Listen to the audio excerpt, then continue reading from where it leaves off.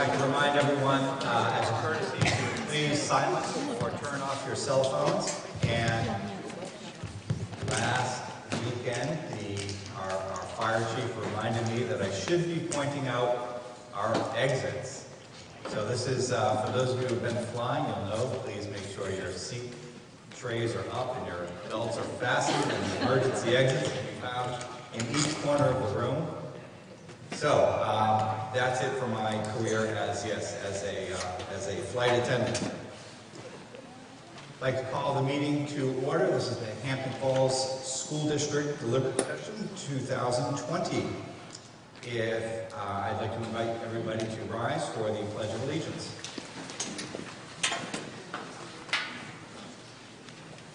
I pledge allegiance to the flag of the United States of America and to the republic for which it stands, one nation, under God, indivisible, with liberty and justice for all. Thank you.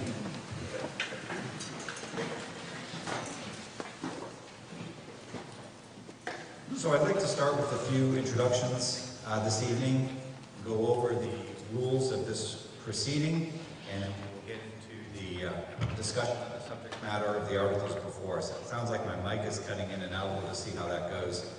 By way of introductions, many of us up here are well known to everyone in attendance, but just to be sure, I'm going to introduce, starting on my far left, we have Greg Parrish, who is the school board chairman. School board members Mark Lane, Pamela Miller, John Bailey, and Greg Merrow. To my immediate left is Maureen Hastings, the school clerk. And on the opposite table, we have a number of individuals to help us this evening. We've got Superintendent Dr.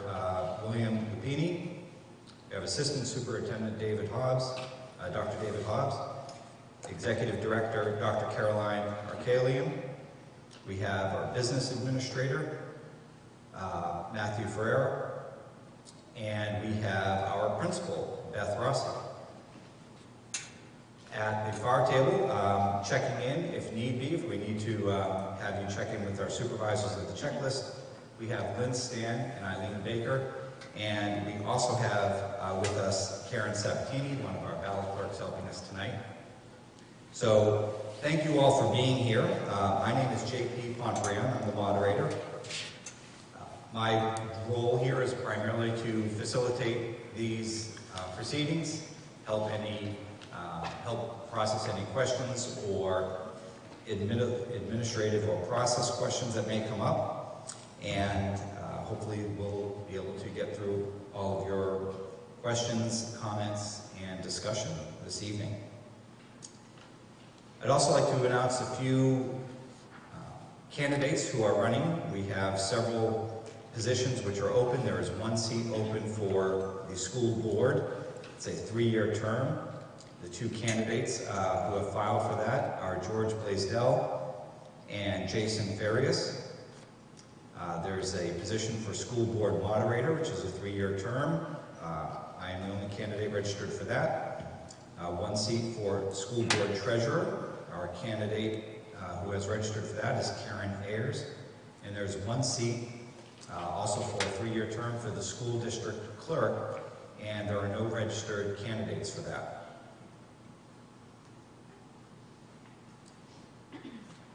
So thank you for being here this evening and taking time out of busy schedules, which I know we all have. This is an important part of the process here, and it is helpful to see people turn out for this. I do want to go through a few administrative rules to make everyone aware of. I think you've all heard these before, but bear with me and I will try to get through these as expeditiously as possible. Hampton Falls, as you probably know, is an SB2 or official ballot town. Basically, that means the purpose of this meeting, this deliberative session, is to introduce, discuss, debate, and potentially amend the articles to determine the final form that they will appear on the March 10th ballot this year. I would ask that if you would like to speak on any of the subject matter that we address, that you would approach a microphone, Please wait to be recognized by me so that we can have people speak in order. And please introduce yourself each time you come up to speak. That's very helpful for just our recording of minutes. We'll go through each of the articles in order and discuss the subject matter of that article. Ultimately, we'll be moving each of these articles to the final ballot this evening. Please keep discussion to the article that we are addressing at any point in time.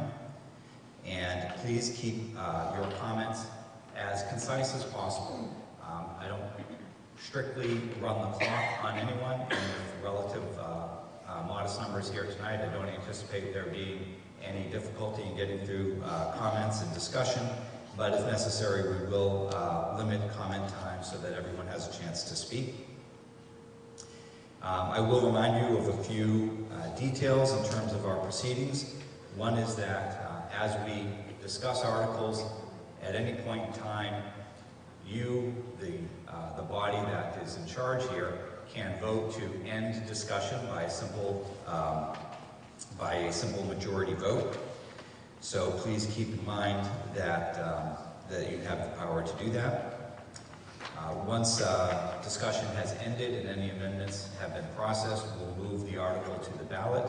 Do keep in mind that any article can be brought up later in the meeting, even if previously discussed, unless that article is restricted for reconsideration. That again would be done by a majority vote, but I do remind you that just because an article has been moved to the ballot doesn't mean it can't be brought up again unless that's restricted.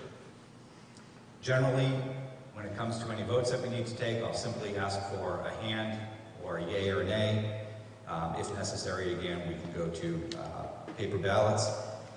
Again, if you want to have a secret vote on any of these items, then that is within your power to do so. You can have, as long as 5 or more of you request in writing to have a secret ballot vote on an item, we will do it that way. Only voters registered in Hampton Falls can participate in this discussion and vote as a general rule. Certainly with respect to voting, only registered voters. In a moment, I will seek permission to invite comment from a few participants here tonight, part of the professional team that can help us to at least speak on some of these articles and help inform us. Finally, if there's something that I've done that you don't like, you can raise your hand and call me out on it. And if the majority of you think that I've lost my standing on a particular article or lost my way on a particular matter, ultimately the decision is in your hands, not mine. I'm just here to facilitate the process. There are certain restrictions to what can and can't be amended, but generally speaking, we'll address those restrictions if it becomes pertinent to our discussions. Any questions on the general rules and procedures as I've explained them? All right, well that wasn't so bad, hopefully. So, unless there is objection, I would like to allow our professional staff to comment on these articles as we go through our discussions today. Seeing no objections, if you have to change your mind on that, you let me know. Before we get into the reading of the articles, I'd like to recognize the school board chairman, Greg Parrish, to give us some introductory remarks. Thanks, JP. And again, the board would like to really appreciate you being here tonight. Thank you for attending this meeting.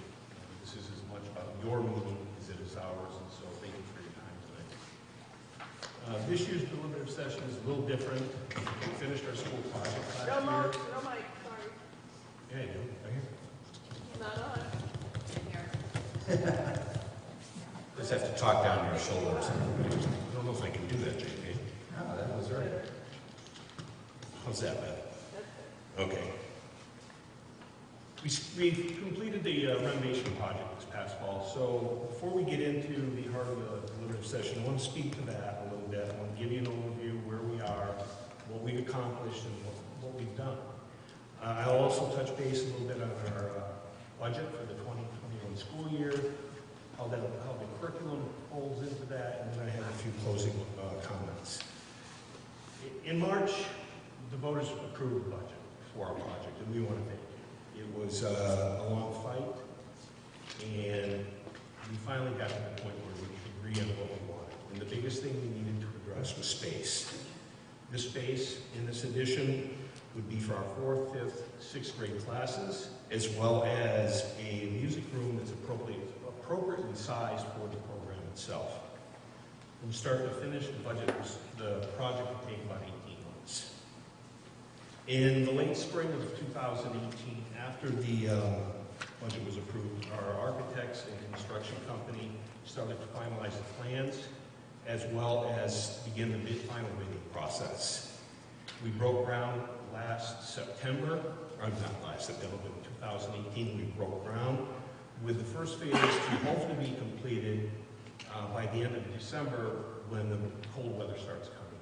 That's when our construction people could get inside and focus working on the outside, and focus on the inside of the project. We were able to do that and moved along quite quickly. By the spring of 2019, we realized that not only were we on time with the project, but we were going to recognize considerable cost savings. These cost savings were attributed to the mild winter we had, our favorable bids for materials, labor, and services, and the total amount for those cost savings was roughly $760,000. Now the board, we had a couple options here with this. We could reinvest the money back into the building because we had other projects on our capital improvement list that we needed to address. If we didn't address them, we were coming back to you, the voters, for that money to address these issues that were still on the table. Or we could return the money to the town. We chose to reinvest back into the building. And one of the reasons we chose to do that was because the construction crews were on site, they were ready to go. The materials we still could get at favorable prices, and so we moved ahead to go ahead and reinvest back into the building. These smaller projects, like I mentioned, were on our capital improvements list for the next 5 years. By addressing them, they're now removed, the expenses removed, and we don't have to come back to you for that money. Additionally to the cost savings, we're going to be returning $79,000 back to the town because of a negotiated competitive interest rate, as well as management of cash flow to take advantage of recognized interest revenue. In addition to that, last year's warrant article for the gym renovations for $50,000 will be returned back to the town because we did not need that. So in total, we will be returning back to the town $129,000.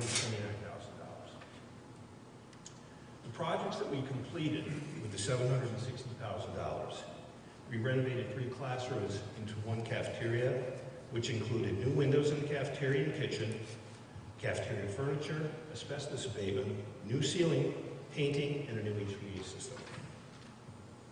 The second item that we addressed, or the project we addressed, was this gym. And in that, we included a new floor, asbestos abatement, wall padding, a divider curtain, and the bleachers that are behind me. The third item we addressed was a new parking lot at the rear of the building. And with this parking lot, we added 88 additional parking spots. This will now accommodate our larger events, but for me personally, it's getting cars off Route 88. It's much safer to get to and from the school with the additional parking spots. We also renovated our old band room into a STEM room. This included new furniture, storage, and equipment. And finally, we purchased new lockers in the new addition portion of the building. At the same time this was happening in the spring of 2019, we had a group of parents approach us to inquire about what we were doing about a playground.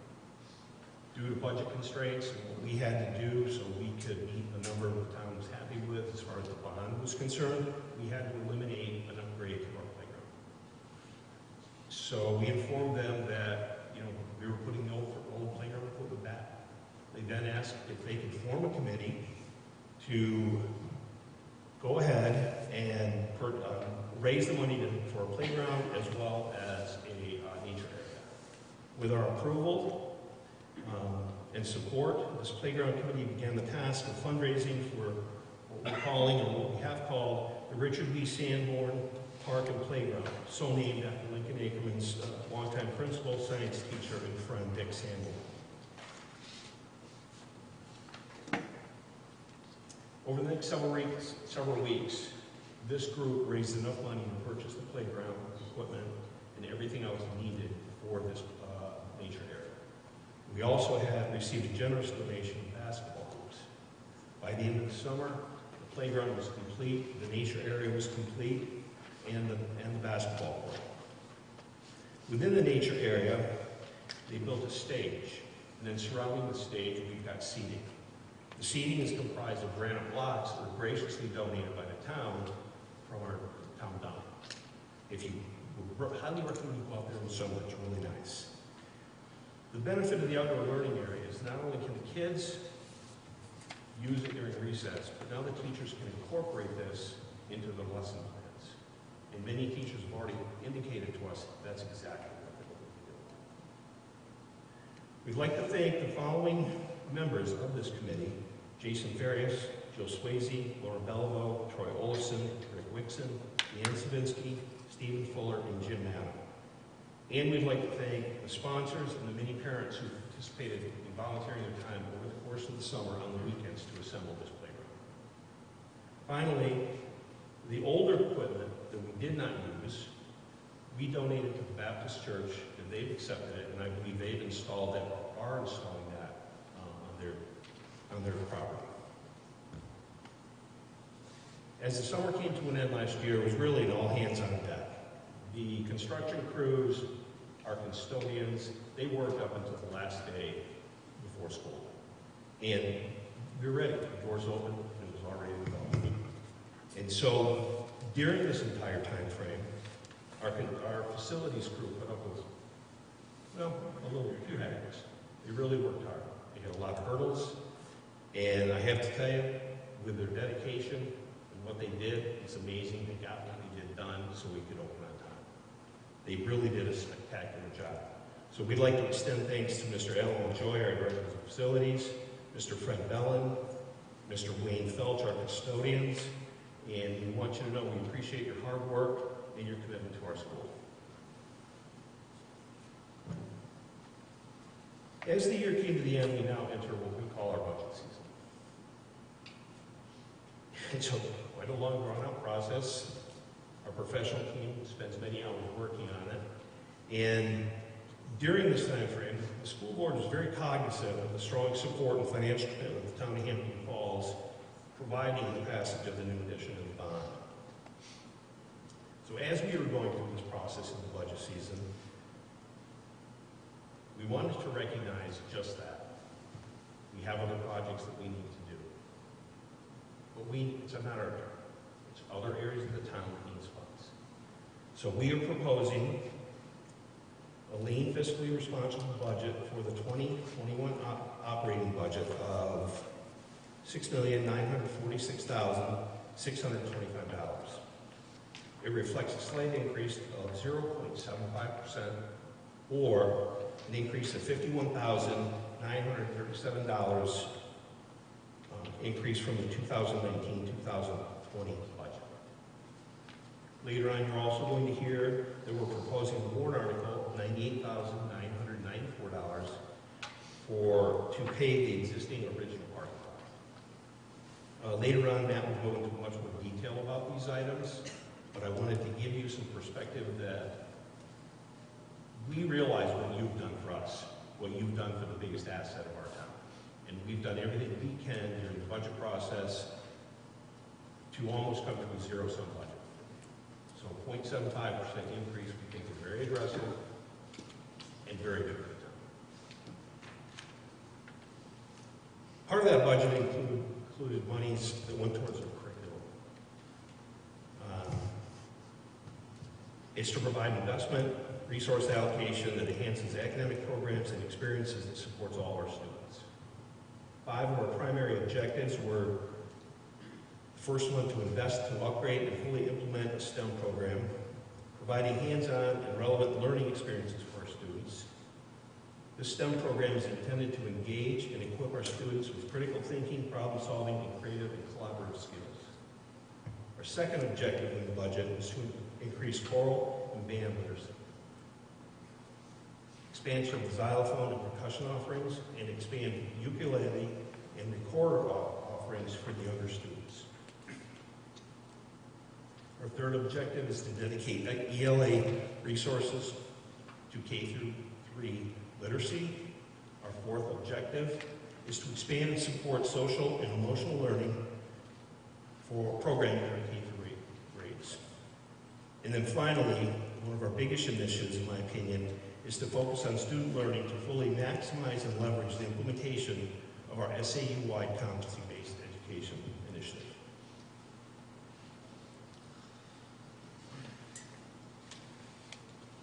So with this aggressive budget, we feel we can accomplish all of this and continue to provide a great education for our students in town.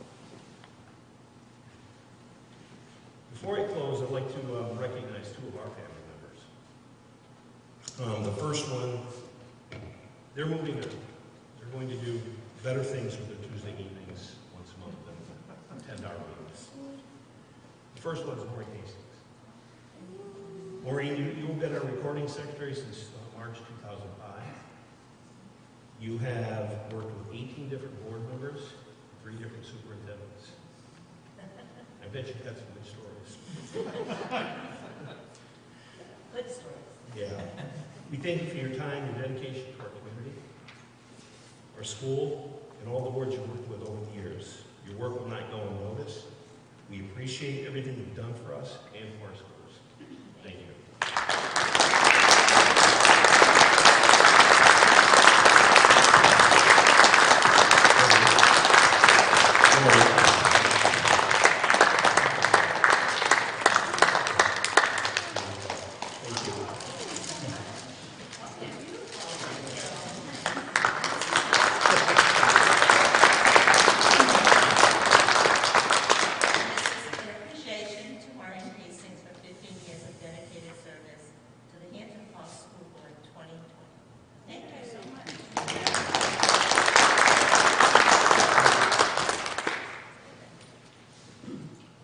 The second member of our family who's leaving is Pam.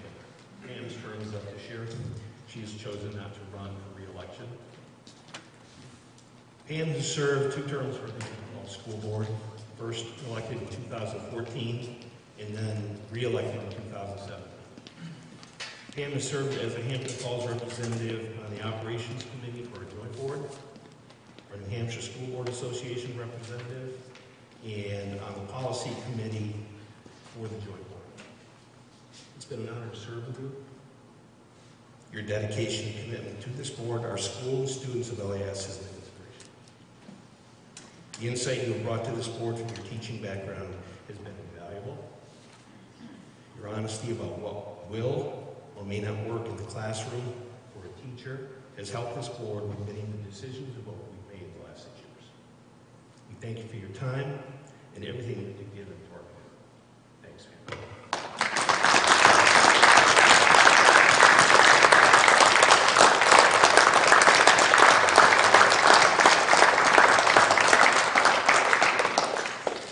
Again, thank you for attending. And if you have any questions, as JP said, please ask us.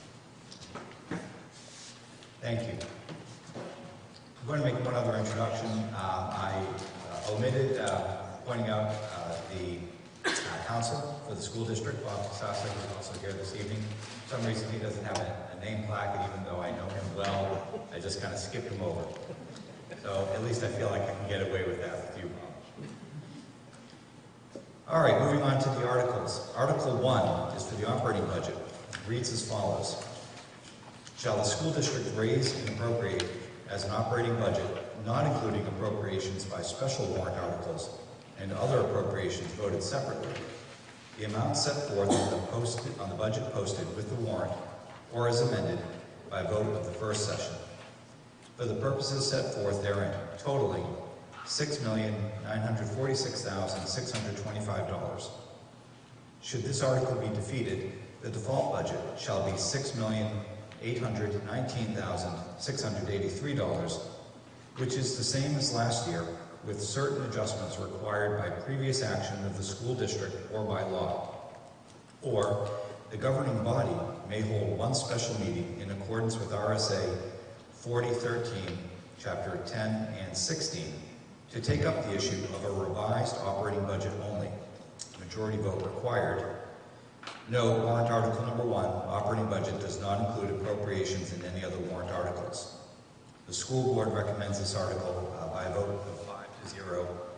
You'll note that your handouts all say 4-0. There was a member missing, but in a school board meeting earlier this evening, all of these articles were brought up again, and in all cases the vote is actually 5-0. And that will be reflected in the March ballot. I'd like to recognize the business administrator, Matt Ferreira, to make some comments and opening remarks about the budget. Thank you, Matt.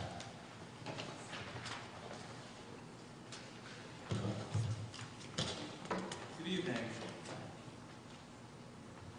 My name's Matt Ferreira. There we go. Sorry about that. My name is Matt Ferrer. I'm the business administrator for SAU 21. I'll just briefly review the budget, or as brief as I can be. So the school board took great care in bringing forth a budget that we feel truly promotes student learning, achievement, and social emotional growth. When looking at a budget, it truly is a reflection of one's values. So as such, when you look at this budget and how we've allocated resources, it really indicates what the community, what we feel the community's priorities are. So as such, we try to align the budget with our primary goals and mission to promote that successful intellectual, physical, social, emotional growth that we're hoping to achieve for all of our students. Now, Greg briefly went through the objectives that fall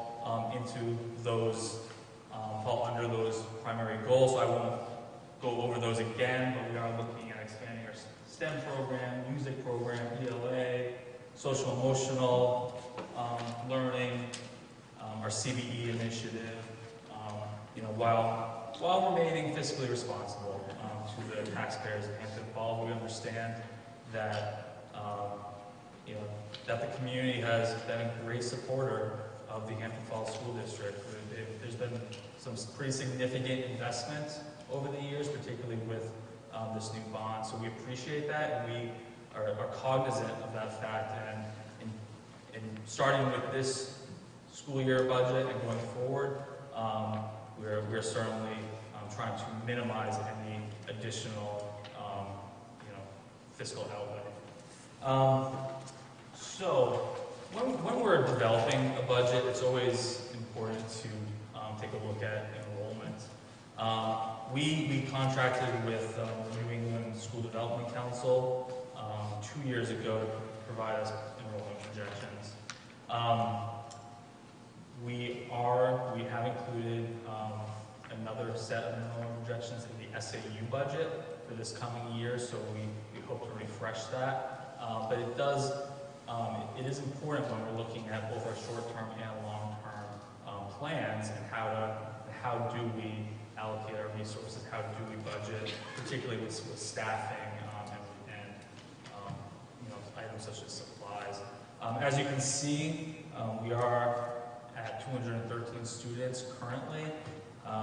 Those NSDAQ projections show a slight uptick over the next few years. I will say we do have an outlier group in one of our grades that was an unexpected decrease due to outside factors that were not accounted for in the enrollment projections, because they're really looking at demographics, birth rates, any sort of developments in town. But that was so this is an anomaly, we hope, is the 213, but that will likely affect the next couple of years until that class graduates. We hope to get some revised, so with our new enrollment projections, we do anticipate having some better numbers going through the next budget process. So as Greg indicated, our proposed operating budget is $6,946,625, which does reflect a 0.75% increase, or $51,937. Now embedded in that budget is a cost of living adjustment for 3 of our employee groups. The first of which is our teachers, so our C union, so it's Seacoast Educational Associates Union. They were part of this collective bargaining agreement that was on last year's ballot, which was approved, and that calls for a 2.75% cost of living adjustment, which has been integrated into this budget. Additionally, we have our CESPA union, so that is our paraprofessionals, our educational associates, and there is a warrant article on this current, or will be on this current ballot for their next agreement. So any cost of living adjustment is embedded in that warrant article. It is not in the operating budget. Third group of employees are our non-union employees. So that includes our administrators, our food service workers, our technology staff, our office staff, facilities, and what we do with those employees across the SAU is we benchmark it against inflation. So we look at our consumer price index from the prior year period, always looking backwards, 12 months in arrears for inflation. So that's from July 1st of 2018 to July 1st of 2019. CPI, or inflation, was at 2.0% for this geographic region. So we do have a 2.0% cost of living adjustment for those sets of employees. So going into detail on the budget, I'm going to go department or function by function. The first of which is regular education, which is budgeted at $1,850,105, which is an increase of $51,595 or 2.87%. So this reflects that new C collective bargaining agreement that I just mentioned, including that cost of living adjustment and step increases. Additionally, as Greg had mentioned, we do have a renewed emphasis and investment in our STEM program. So we've added supplies, books, and equipment, as well as an adjustment for that staff member to go from a 0.6 FTE to a full-time 1.0 teaching position. Further to that point, we've restructured 2 teachers' positions to invest in a 0.4 curriculum coordinator. Currently, we have 3 curriculum coordinators across our other districts. However, Hampton Falls and Southampton are 2 districts that do not have that function. That is an essential component of our competency-based education initiative, and making certain that we align by district, and both competency-based education and our curriculum review, because we are looking at, Dr. Hobbs is looking at doing curriculum reviews, across the board. And it's important that our K-8 schools are aligned in that capacity. Those increases were slightly offset by the creation of a more efficient ESOL teacher. So what we did was, with our new SAU structure, where we're creating a more aligned SAU instead of individual districts, we're looking at cost efficiencies, we're looking at shared resources. So in this case, we identified that a number of our districts we had employed part-time ESOL. So ESOL is English as a second language. So we had contracted those teaching positions at like a 0.2 or 0.3.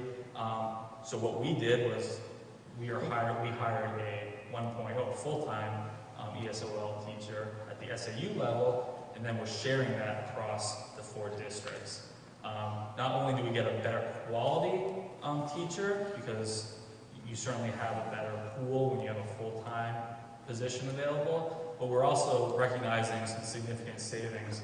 Across those 4 part-time positions, it would have cost the SAU $125,000. By hiring this one position, we'll spend only $95,000. So that's a real benefit in cost savings that we are recognizing, and Hampton Falls in particular is recognizing. Moving on to special education, we've budgeted $1,348,625, which is an increase of $31,456, or 2.39%. So this is primarily due to an increase in out-of-district tuition costs, as well as our C collective bargaining agreement and travel reimbursement that reflects actual expenditure history. So what we do when we put together the budget is we look at every single line item in depth. Oftentimes we'll have an initiative such as STEM, so that's something that we've decided to invest in. But there's some accounts where there may not be a change, or we may not have a special program that we're looking to implement. So we'll look at actual expenditure history on either the prior year or the 3-year average, and then if we've been consistently underspending, we'll reduce it, or if we've been overspending the account, we'll increase that account. And you'll see there's a number of accounts within this budget that we have decreased based on expenditure history being a little lower than what we had budgeted for. Again, this is another initiative. This is where the school board took great care in cutting costs wherever we could identify those accounts. So those increases were offset by some savings in professional services, evaluations, testing, and equipment. And I will note that all of these adjustments, whether it's an increase or a decrease, it is based on actual student need, which is dictated by the student's individualized education plan, their IEP, which is mandated by state and federal law. Our student activities budget is $70,532, which is an increase of $3,322, or 4.94%. The primary driver for this increase is due to a renewed emphasis to contract guest speakers and special programs. And this is to address one of those other objectives that Greg had indicated earlier, which is social emotional learning. That's our primary focus with these speakers, as well as other topics. In years past, I believe in some occasions the PTO has supplemented this account, so that's another reason that we brought it up, because that really is an operating expense and should not fall, the burden should not fall upon the PTO. They should be focused more on enrichment opportunities. Our guidance budget is $82,930, which is an increase of $5,121, or 6.58%, and this reflects our collective bargaining agreement. Similarly, our health account is budgeted at $68,040, which is a decrease of $13,189, or 16.24% reduction. And that's a result of a staffing change. So when there's turnover, we will budget for kind of someone in the middle level. So if there's someone with a the top step, we can oftentimes recognize savings there by hiring someone at a lower step. Our improvement of instruction is budgeted at $27,350, which is a decrease of $4,150, or a reduction of 13.17%. And this reflects a decrease in our tuition reimbursement, testing, in-service training, and professional development. And those are all accounts that were reduced based on actual expenditure history. Our educational media account is budgeted at $79,289, which is a reduction of $7,424, or an 8.56% decrease. And this reflects budgeting for a job share position that results in a lower total salary than if it was a single person, as well as a reduction in supplies based on actual expenditure history. Those reductions were slightly offset by the CBA's cost of living adjustments and step increases. Moving on to technology, we have budgeted $234,208, which is an increase of $70,224, or 42.82% increase. I will note that the technology account aligns with the school board approved technology plan. So this reflects increases to our software licensing and staff salary cost of living increases. However, the real driver of this increase, which accounts for $60,000 of the $70,000, is an increase, is a significant investment in replacing our wireless network. So this includes cabling, networking hardware, all our access points, as that system has reached end of life, and we simply do not have coverage for the entire building. And I would encourage you to try to go online and try to do anything at any speed to test it out, because it truly is noticeably poor. Our Board of Education budget is $41,388, which is a decrease of $1,525, or 3.55%. This accounts, or this reflects adjustments to our postage, annual meeting, and other expenses. Again, those are based on actual expenditure history.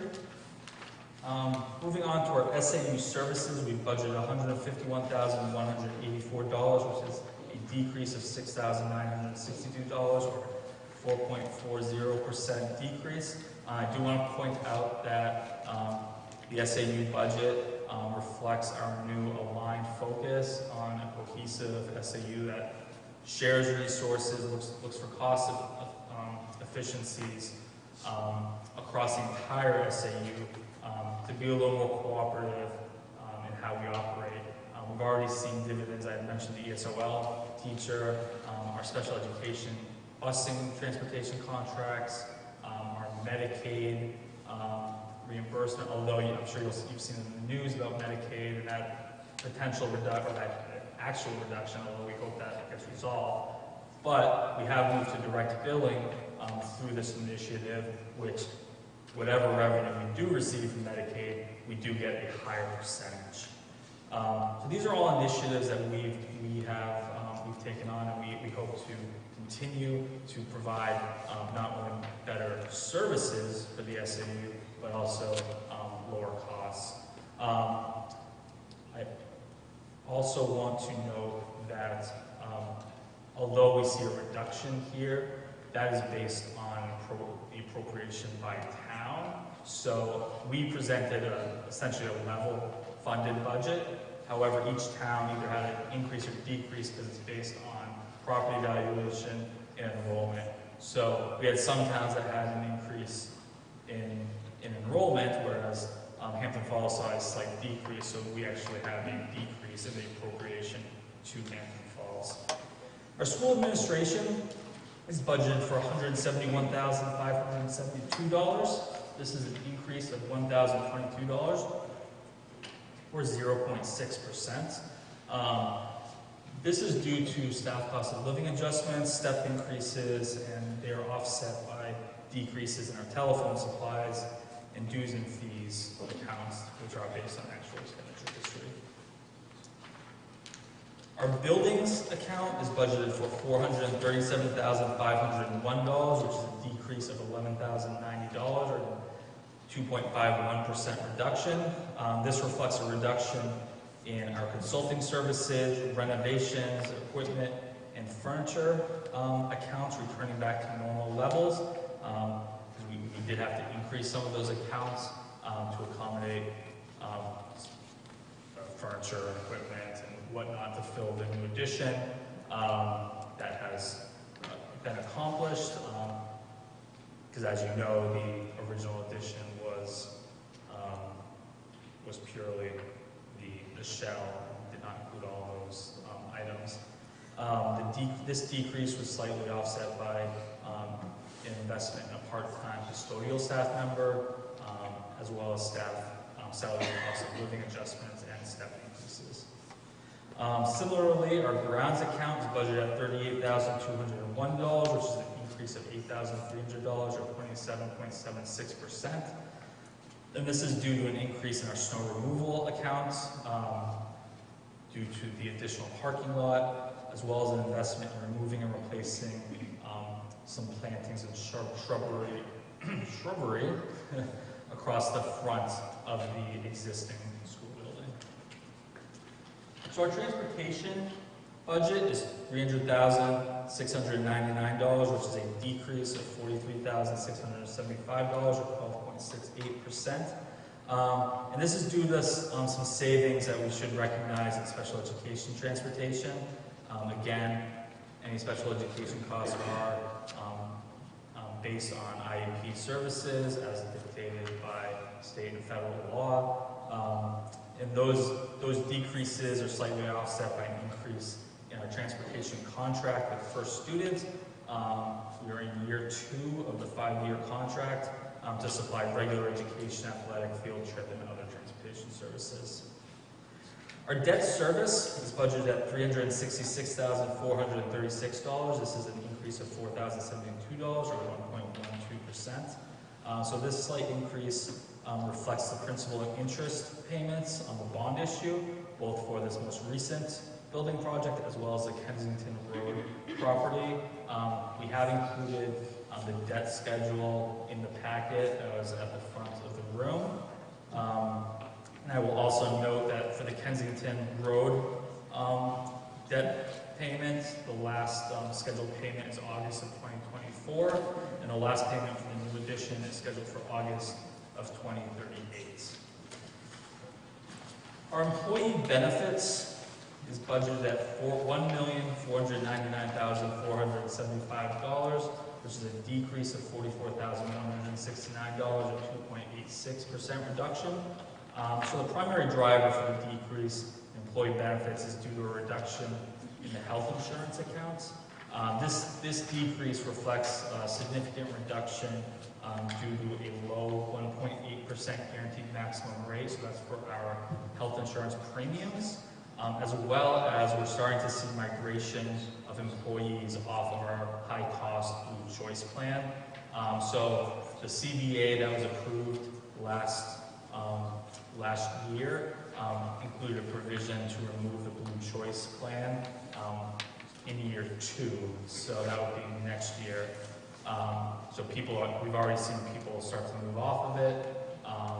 We've also removed that from our non-union staff health insurance offerings, so we're seeing those employees as well.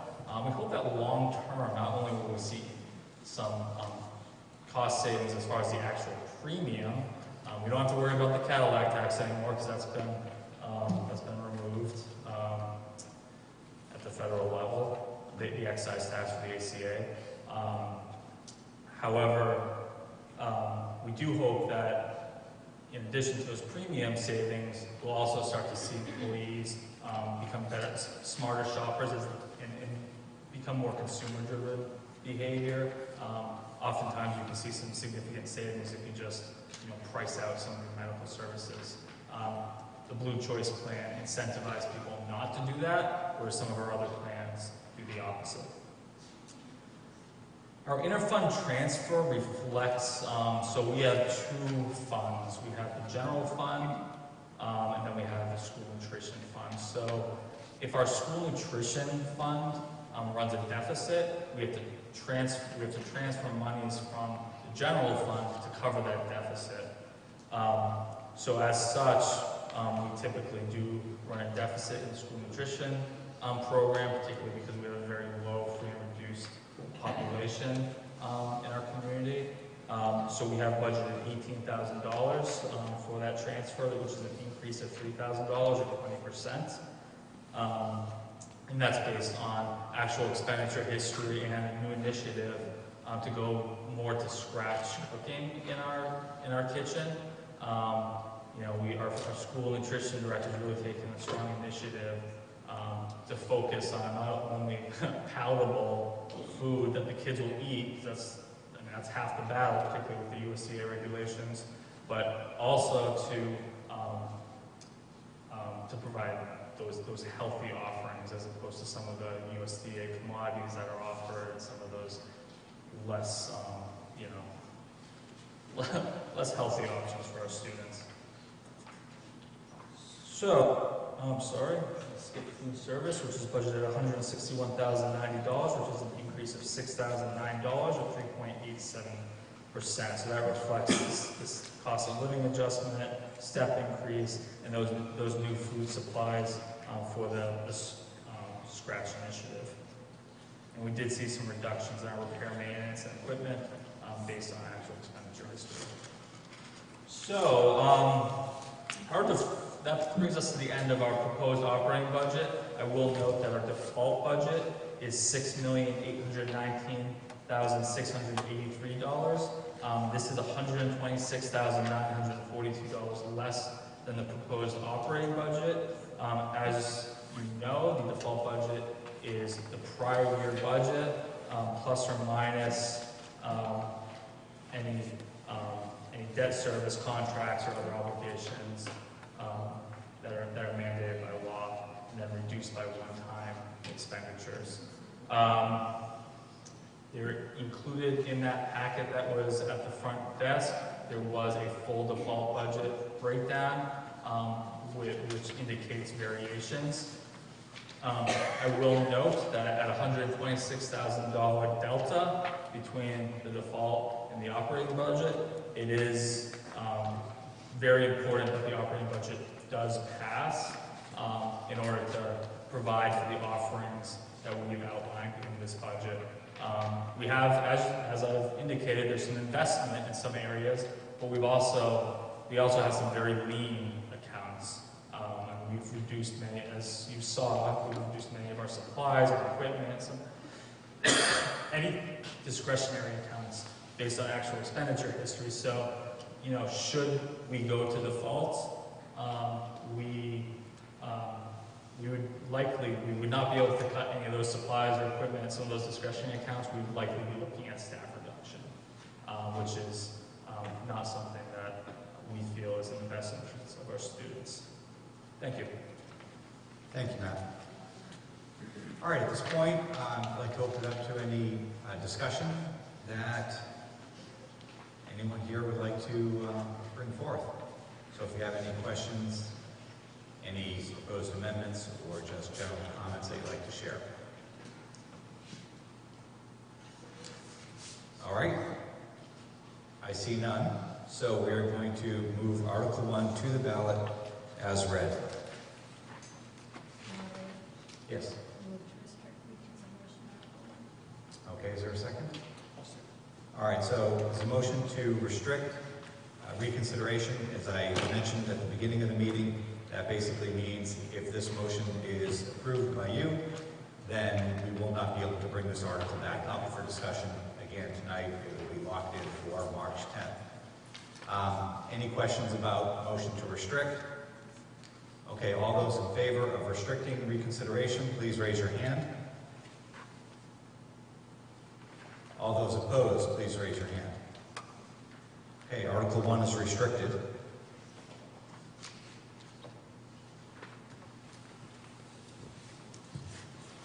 Article 2 reads as follows: the Seacoast Educational Support Personnel Association. The school district will vote to approve the cost item included in the collective bargaining agreement reached between Hampton Falls School Board and the Seacoast Educational Support Personnel Association, which calls for the following increases in salaries and benefits at the proposed staffing levels. I'm not going to read through this table unless somebody really wants me to. Very good. And further, to raise and appropriate the sum of $8,653 for the 2020-21 school year. Such sum representing the additional costs attributable to the increase in salary and benefits required by the new agreement over those that would have been paid at proposed staffing levels in accordance with the current collective bargaining agreement. A majority vote is required for this article. The school board recommends this article by a vote of 5-0. Note, in order for this this article to be adopted, it must be approved by the voters of the school districts of Hampton Falls, Northampton, Seabrook, Southampton, and the voters of Winnicott Cooperative School District, which includes Hampton voters. I might just speak loudly.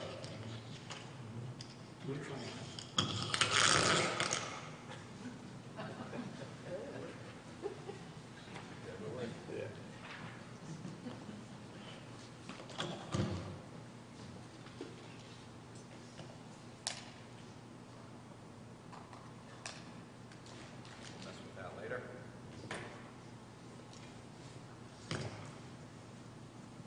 Thank you. All right. Now, I do know that there is some material that can be presented on this. I'm going to put it to you first if we want to see presentation of material regarding Article 2. I just need one person who's interested in that. Let me know. Everyone's happy with Article 2. No one has questions or comments on that.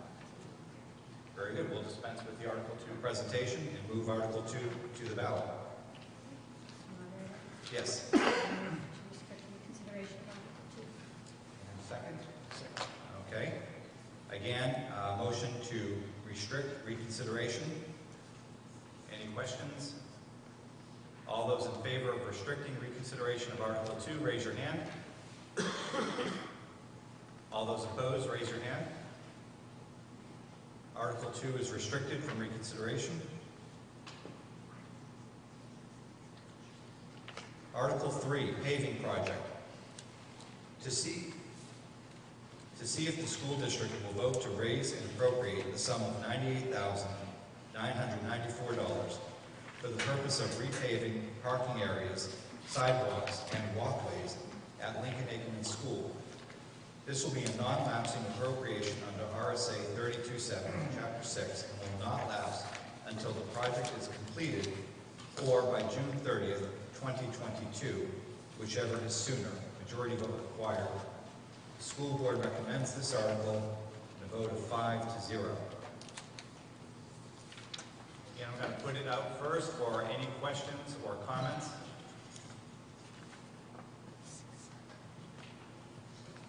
I see no questions or remarks for Article 3. Article 3 moves to the ballot as read. So moved. Seconded. All those in favor of restricting Article 3 for reconsideration, raise your hand. All those opposed, raise your hand. Article 3 is restricted from reconsideration.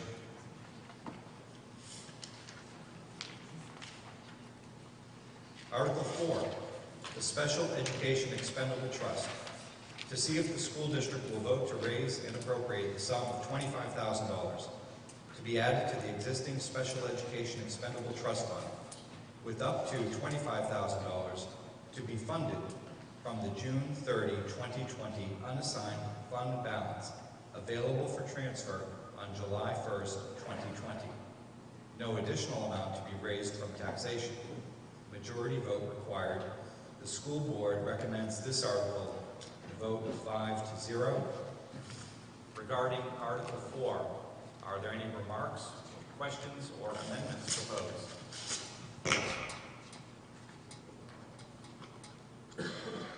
I see no discussion on Article 4. Article 4 moves to the ballot as read. Moderator, I move to restrict reconsideration of Article 4. So moved and seconded.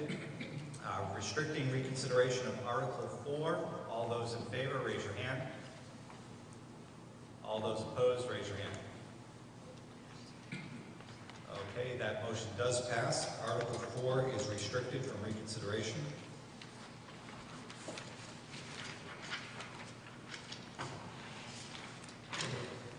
Did I miss any discussion on Article 4?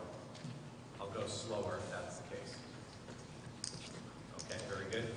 Article 5, the Building Maintenance Expendable Trust. To see if the school district will vote to raise and appropriate $50,000 to be added to the existing Building Maintenance Expendable Trust Fund, with up to $50,000 to to be funded from the June 30th, 2020 unassigned fund balance available for transfer on July 1, 2020.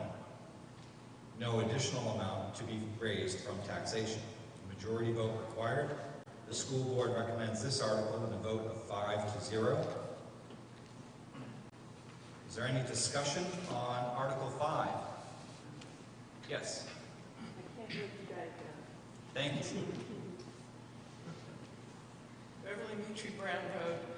Could you tell me how much is in the fund already? As We we can get that information. Matt, do you have that available? $123,862. Okay, is there a cap on how much can stay in there? Our targeted goal is $150,000. So this would actually go over, correct? Yes, it would. Matt? So as part of this proposed $50,000 contribution, it's knowing that we have a freezer and refrigerator that has reached end of life and is going to die at any moment. We've already expended approximately $5,000 this year to repair it, and as soon as we have the RFPs back, we do intend to request the school board to withdraw funds from the Building Maintenance Expendable Trust to pay for a new refrigerator and freezer.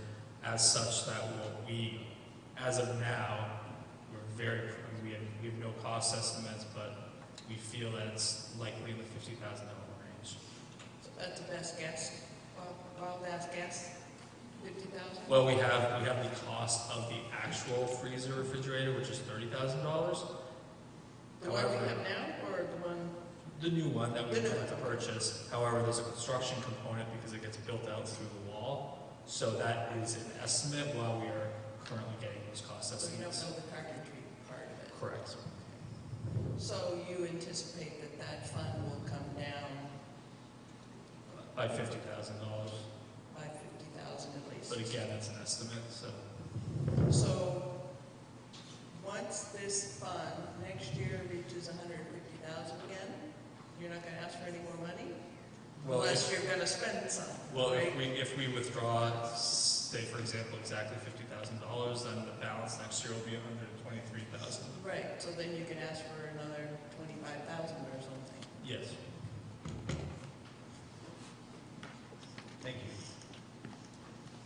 you. Any other discussion regarding Article 5?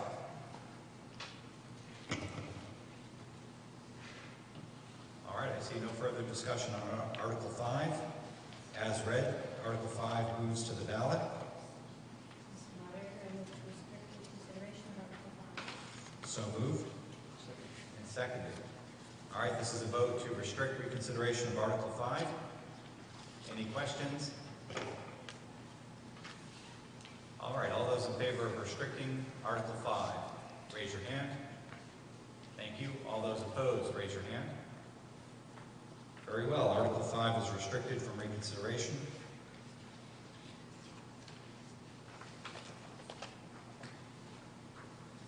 Article 6, School Health Insurance Expendable Trust Fund.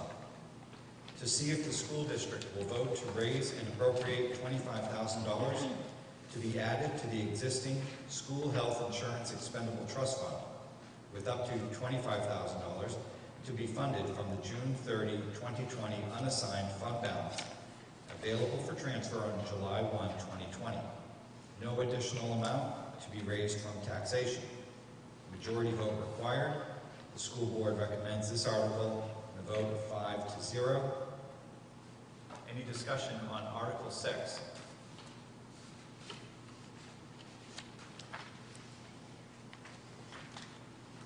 All right, there must be good plans among all of you for this evening. Seeing no discussion for Article 6, Article 6 moves to the ballot as read. Mr. Moderator, I move to restrict reconsideration of Article 6. And seconded. All right, all those in favor of restricting reconsideration of Article 6, raise your hand. Thank you. All opposed, raise your hand. Article 6 reconsideration is restricted by majority vote. That ends discussion on our articles. At this point, I'd just like to remind everyone that this is step one in a two-step process. March 10th is the actual official ballot voting. Look forward to seeing everybody and many more there. There's also another election I hear somewhere between now and March 10th, unassociated with the school board, but I expect we'll be seeing each other on February 11th as well. At this point, if there's no further business, I will entertain a motion to adjourn. Motion to adjourn. And second? Okay, very good. Any further questions? Last chance to lengthen this meeting. Very good. All those in favor of adjourning, raise your hand. Very good. We are adjourned.